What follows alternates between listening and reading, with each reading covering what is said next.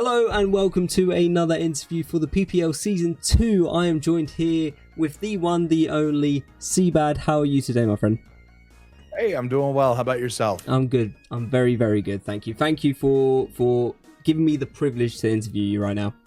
Oh, stop. Thank you for having me. I'm excited. No, very good, very good. So, basically what we're doing here today, I'm pretty sure you're very aware of what we're doing here. But I'm going to be asking you a series of questions, and the people watching this are going to get to know you a little bit better. Sounds good to me.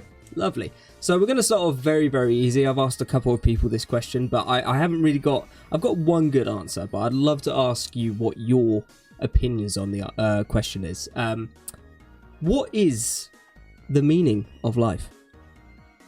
Boy, you really don't even just let a man just dip his toes in the water first. Get real philosophical right now. That's what I want. No, real philosophical right now. You know, what is the meaning of life? Happiness, progress, self-satisfaction. That is perfect. Literally, that is my meaning to life. So it's very subjective. I feel that answer. Oh, 100%. Definitely. But I like that answer a lot, very much so. But thank you. Now for the real first question. So, who are you, CBAD, and what do you do? My name's CBAD or Chase. What do I do? Here on the internet, I create a lot of Pokemon-focused content. Recently, getting back into Pokemon Draft League myself. Took a little bit of a hiatus in Sword and Shield, probably about 2 to 3 years. Came back last year when Joey Pokeyame reached out about creating the Shuckle Premier League and was like, you know, sure, I don't really have anything. We just, our family just started growing last year. We welcomed our son to the world, and I was looking for something to kind of get back into more, you know, regular content. And I have a really high anxiety when it comes to like making sure I schedule with other people and meeting like expectations of that. So I was like, you know, being in a group and setting like a draft league would really force me to be a little bit more consistent in the workspace and get 100%. Into it, because I hadn't really done much online after becoming a dad. So it was a really interesting way to get back into the scene. And then my first season back in made it to the playoffs, which was shocking, I think, to not only myself but to a lot of people. Other than that, you know, I'm a really casual gamer. I like plenty of stuff. You know, I love my Overwatch and my Fortnite, and love a good book and long walks on the beach. Awesome. That's great. That's a great answer. So before I get into any of the other answers, you mentioned that you played in what is it, the SPL, I believe it is? Yep, SPL, the Shuckle Premier League. And you made it to the playoffs. Yep, made it to, so it was an 8-week regular season, and it was 3 rounds of playoffs, quarter, semi, and then finals. My week 8 match, I was able to get a 6-0 victory in order to clinch my spot for the quarterfinals. Oh, awesome. And yeah, it was a really impressive turn of events. It was definitely a harder return than I anticipated with a lot of renowned players in draft league. So, but yeah.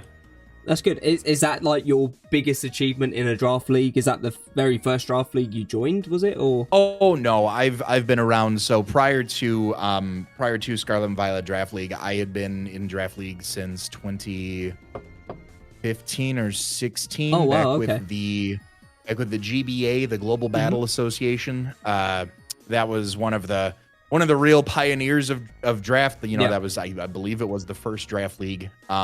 Season 4 tried to bring a fresh breath of air into it during Generation 6. And I was asked to join it along the likes of, you know, Magnitude, Shady Penguin, A-Drive. I think Hayden didn't come in until Season 5, but he's a name that sticks out to me. But yeah, I've been doing it since then. My first time around in Draft League, I had no idea what I was doing. I just got asked to be a part of it by my friend Steve. And here we are ever since then. You know, I think it is the single greatest like fan creation when it comes to Pokemon. You know, you got plenty of ROM hacks, all the fan theories and all that stuff. I think Pokemon Draft League is the single best creation out of one of those. I absolutely love it. I have to agree with you on that. As someone that's myself has dabbled in fan theories and all sorts of like Nuzlocks and stuff like that, I do think that Draft League just is like a more community-based thing. It gets everyone together, everyone having fun, and although there is that competitiveness, you still have that nice feeling of interacting with other people that you may not have interacted with if you were just to continue with nuzlocking or that sort of thing. So I understand completely where you're coming from, 100%. It's been so fun. Just getting to meet a bunch of new people. I mean, I've been in quite a variety of leagues. I sound like I was rattling off the alphabet how many acronyms I'd toss out, but I feel like I've met a good amount of people and participated in a fair amount to where I don't want to sound too not humble. Braggart is I think the word I'm looking for. You have every bragging right. I don't I feel that given my longevity and the consistency in my history in Draft League, that I am a good foundational member of the draft community. There can be people that disagree with that, and I certainly open criticism and that, but I've been around a very long time through a lot of the generations, and I'm happy to be back. Good. That is very good. So obviously, like you've been saying, you've been around for a very, very long time in the Pokemon community as a whole, not just the Draft League community, but the Pokemon community as a whole. If we were to go back further to your very first Pokemon experience, way, way back, it might be like blue, red, anything. What is your earliest memory of any Pokemon game? He just said blue and red because I look old. No, my first, funny enough, my experience, my first introduction to the Pokemon world, I believe we were living in Florida at the time, and my mother, rest her soul, got me Pokemon Blue for the Game Boy. And I remember we're sitting outside where she was a teacher, so it may have been some education convention that we were at, and I was tagging along with her, and I could not. She got me this brand new game, keep me busy. I could not figure out how to get out of the house. No. There was no door. There was nothing that said. Now, put yourself. I was probably Let's see. I'm turning 31 this year, so that would have been. God, I was 4 or 5, maybe. Just playing a Game Boy. 6. I mean, I don't even remember how young I was, but it wasn't like a door to go through. If you go back and look at, for those who've never played the OG Generation 1, it's just a box. There's just a little welcome mat at the door that you have to walk down through. And I didn't know that. Oh, no. And I just was stuck in this house. And I remember telling my mom, like, this game sucks. Like, I don't want to play this. And if my mother was not just as absolutely patient and kind as she was, and took a moment out of her, like I said, I think we were there for her work. And she took time out of her schedule to be like, all right, hold on, let's figure this out. And she got me out of the house, and I remember snatching that Game Boy back from her, and that was really it. I started off with Squirtle as my first starter, and that's really all she wrote. 25 plus years later, here we are. There you go.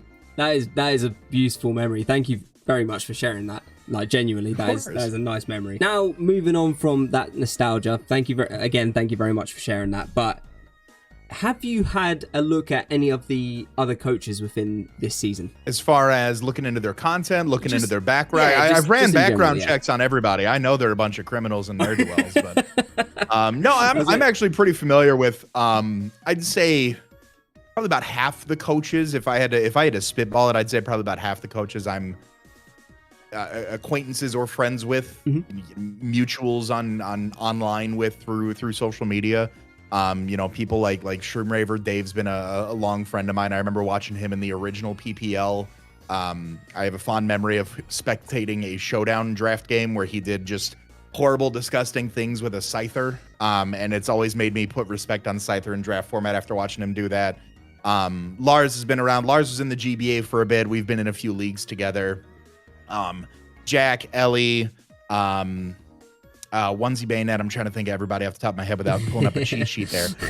No, but I'm familiar with a good half of them, and then the other half of folks, I just, when you get a little bit outside of the community as far as like your own life involvement and things like that, you don't get to know all the new faces. So I've gotten to meet some new people through the server and stuff like that, and it's been good to just kind of start building those relationships. Oh, 100%.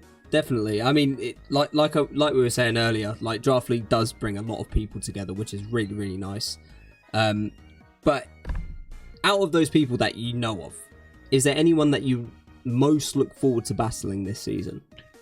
Oh my gosh. I hope, and I don't actually think I have. I'm gonna cheat and I'm gonna pull up the schedule here. You go for it. You go for it. I look back fondly. Like I said, I mean, to this day, I'll be streaming whatever sort of thing I might be streaming, and you know, in comes Shroom Raver, in comes Dave, just you know, positive as can be, always kind things to say, and I always have to shout out every time. I mean, I remember it vividly, just disgusting things with it, and I was just so impressed at how he played. And I'm trying to see if we play it all coming up here.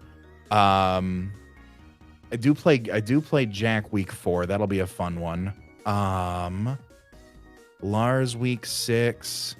Necro Stevo's a good dude. I've known him a while too. That'll be a fun one. I don't play.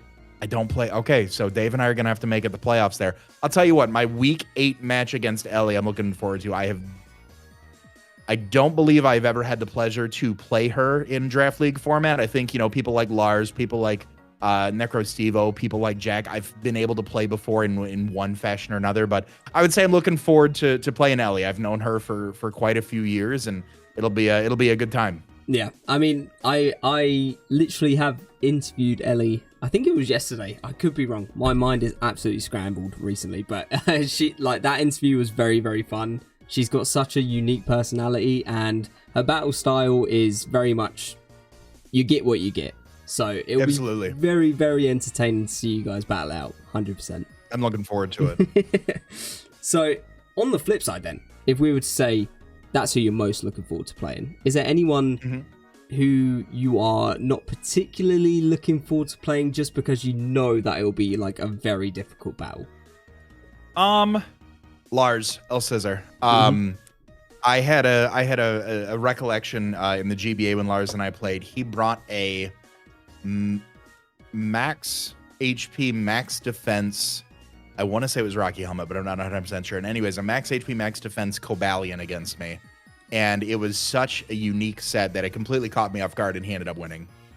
Oh, really? So that ingenuity, and it's been a few years, and I could be misremembering some of those memories, but I have a very, very apprehensive look on that, because I just remember the uniqueness of the set, and I know that he is one of those people that has just been around long enough to where he knows how to get creative with sets. He knows what he's doing.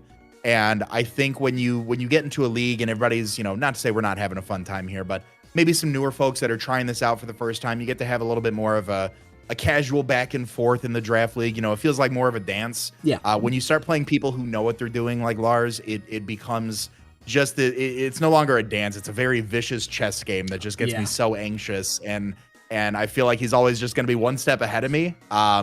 And I just gotta think that one turn ahead, and not let him get into my head from years ago, you know? Yeah. It's like you're switching from a game of checkers to chess. Absolutely. 100%. I definitely get what you're saying there. It makes complete sense, because he is a very, very good battler from what I've seen. So. Oh, absolutely. So overall, I've watched your SPL videos, and you do a very in-depth team analysis before the actual battle. Are we going to be seeing a bit of that within the PPL? You know, so with my the short answer is unfortunately no. So as far as I've always really enjoyed production value when it comes into these videos. I really look at Draft League as like an esports type Pokemon thing, which is where a lot of those assets come from when doing the team builders, and when it comes from the battles. The assets and the production will still be there, and for those who really care to see the numbers, the builds, the values, and all that are currently there, those will still be there. Those aren't going anywhere. I take great pride in putting those together every week. From an analytical standpoint and from a timing standpoint, outside of being a content creator, I do have a full-time job. I'm a dad, I'm a husband. I have other content ambitions other than Draft League. And so my time is I need to be a little bit more purposeful with my time. So the Draft League, the draft analyses for both the Pokemon Premier League and then the Shuckle Premier League, those will be pretty much off the cuff, kind of my known rambling analytical style when it comes to those. But the team builders prior to the Wi-Fi battles now will be more scripted. Yeah. just to kind of more concisely put my thoughts together in that way, especially in post-production as well. It kind of makes things a little bit easier for me to get those videos out reliably and quickly. Yeah. So for anybody who is still looking for those, I certainly pause the video and look at the full breakdown of the spread, but I won't be going through, 112 EVs does this paired with 68 EVs. It'll be more of a, we have max special attack and have, put the rest into our bulk for X, Y, and Z reasons, trying to, make it a little bit quicker on the production side, but also trying to boil it off a little bit for maybe some newer viewers that might be getting into Draft League. Yeah. There's been a big push recently with just trying to grow the Draft League community. And from a viewer standpoint, those who might not be as into it as we are, that might be, a little bit abrasive coming in and seeing all those, but and I think talking through it from a little bit more of a general perspective might help to broaden that audience. Yeah, 100%. And as you know, as a content creator, having the retention from the very beginning of the video, if you're trying to get new people into the Draft League scene, you have to catch them straight away. So if you're being precise at the very start, 100%, I understand where you come from. And of course, like you said, you're a husband, you're a father, all this sort of things, time is a very, very key thing, and, completely understandable. I think the viewers that have come to know that type of style for me, I think I still give enough of it to where it won't be as missed, but it's certainly, as an example, in a separate league for the Shuckle Premier League, I've already recorded the team builder for a first upcoming match, whereas previously it might have been 15 to 16 minutes of a raw recording. Yeah. It's down to about 3 or 4 now.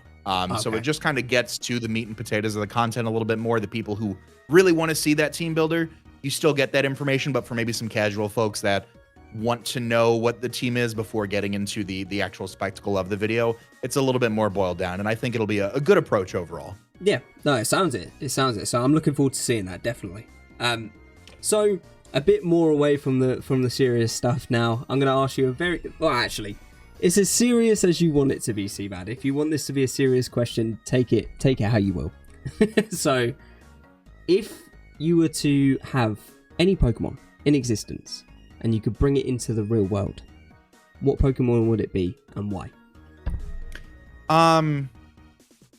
It's funny you ask this, because I feel like the quicker of an answer you give, those who are on the other end are like, oh God, he's really thought about this before. So I want to take enough time to where it makes it seem like I haven't vividly thought about this since I was a child. Just don't say funny enough, I feel like I feel like enough people, maybe it might be their favorite, right? I want this gigantic, flaming bird to come out and be my, I want whatever it is. Machoke, honestly enough. I really have, when I was a child, and even now in my 30s in home ownership, menial physical labor is very time consuming, and I would love to have a Machoke around to help me out with it. Machamp would absolutely destroy me, but I feel like a Machoke we'd get along well enough. He's not showing me up, I can help, but the forearms kind of eliminates me from the picture. I still want to be a valid member in my home and contribute, but Machoke can help me out with those things. I can outsource some labor to Machoke to help out, and on the maybe we alternate weekends on who shovels snow and stuff like that. You've got it all. It can be as serious as you take it. I promise you. I've thought about it many long years. Pokemon Emerald, you saw the guys moving it. Oh, wait, was that Vigoroth actually? That might have been Vigoroth, or was it Machoke? I think Emerald might have been Vigoroth and Ruby Sapphire might have been Machoke, but either way, it fits the budget. This menial physical labor. And I just think it'd be a good opportunity. And again, I'm not trying to outsource to Machoke. We're not sending this offshore to Machoke to work. It's a team effort at the end of the day. Like I said, maybe on the weekend I've got to edit a video. He can go mow the grass. Maybe he wants to all right, Machoke mowed the grass this weekend. I'll go mow the grass this weekend. Yeah, this is you definitely haven't thought about this for a long time. I certainly have not thought about this much at all. It's really off the cuff. So, on the same vein, let's say, it's very much the same question, but a little bit of a scenario instead. Okay. If there was a zombie apocalypse, what Pokemon would you bring with you during that zombie apocalypse, and why? Well, so I feel like we could also fall back on that same choke answer, quite honestly. Just start punching zombies. Just start. I mean, really, just we can alternate guard duty. Yep. I'm sure I could teach Machoke how to wield some sort of a melee weapon. I don't think this is going to become Pal World, and I'm going to give Machoke a gun. But so excited! I definitely think Machoke's going to start grabbing trash cans and stuff and being able to fight him off. I feel like that'd be a good opportunity. There's some coverage moves in there I'm sure he gets that can really help out. So definitely, I'm gonna stick with my guns. I'm gonna say Machoke for the zombie apocalypse as well. You should make Machoke your channel mascot. Hey, I'll tell you what, they ever bring it back, I would love to draft it one day. It's always been one of those those not fully evolved mons that it's always on the back of the whiteboard of maybe I'd try this, like it reminds me of Girder. Yeah. That's a pretty good budget pick. Maybe it is. So when they bring Machoke back, I'll make sure to draft it first time it's available. You're on it. Perfect. Well, I think that just about wraps up all of my questions for you today. Is there anything that you would like to let the fans know before we sign off? Appreciate you having me. Nothing too crazy to know. We've got for the first probably couple months of the year, we've got alternating draft leagues on the weekends between the Pokemon Premier League and the Shuckle Premier League. So if you guys do like draft league content over on the channel on Saturday, stick around for Sundays because we've got another battle coming right after that every weekend. And then live streams. Looking forward to getting back into live streaming and reviewing draft content on stream, doing some Nuzlocks, and just hanging out and getting to know more of the draft league community. I've been away for a few years, and I'm sure the fan base has grown since then. And for those who enjoy the content, I'd love to hang out and interact and get to know those folks. Awesome. Lovely. Well, thank you very much, CBAD, for joining me on this interview. It's been great. It's been a lot of fun. So if you guys have enjoyed, please be sure to leave a like, and why not subscribe if you haven't already. And we will see you for... Actually, I think this is the last interview, actually. Could be wrong, but we'll see. Wish CBAD a lot of luck for this season, and we'll see you next time. Bye-bye.